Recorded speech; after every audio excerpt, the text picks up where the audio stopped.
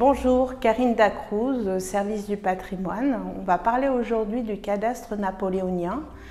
C'est particulièrement intéressant parce que c'est un document ancien, un document d'urbanisme, un document pour faire des recherches en histoire, mais aussi parce qu'on l'a restauré très récemment à Sarlat et c'est Anne qui va vous donner les détails de tout cela. Bonjour, je suis Anne Béchaud, je suis historienne locale et guide conférencière.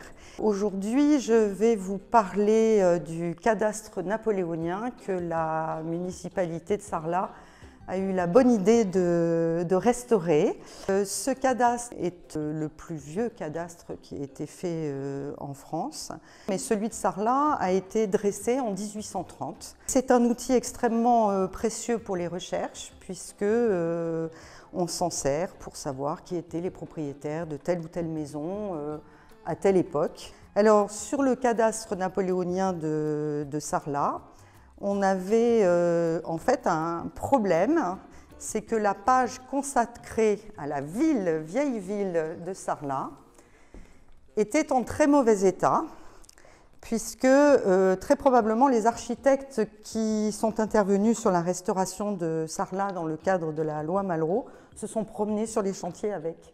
Et donc on n'arrivait plus à lire les numéros. Et le petit problème qu'il y avait aussi, c'est que cette planche était unique.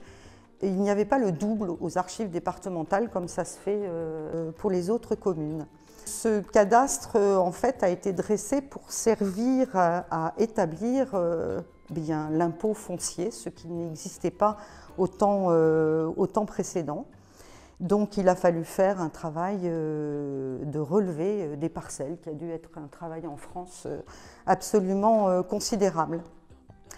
Alors une fois que l'on a ce cadastre sous les yeux, cette planche cadastrale, il y a bien sûr plusieurs feuilles pour la totalité de la commune, eh bien on va ensuite consulter des gros registres qui sont le relevé des différentes parcelles. Donc on a ce qu'on appelle l'état des sections qui donne tous les numéros de parcelles et en face on a le numéro du propriétaire qui nous renvoie ensuite à un autre registre où on a le relevé des propriétaires avec tout ce dont ils sont propriétaires. Il y a eu 3 versions de cadastre en tout. Voilà donc ce que je tenterai d'expliquer lors d'une conférence consacrée donc au cadastre napoléonien. Cette vidéo vous a intéressé, retrouvez-nous pour la prochaine conférence de Croquet Sarlat.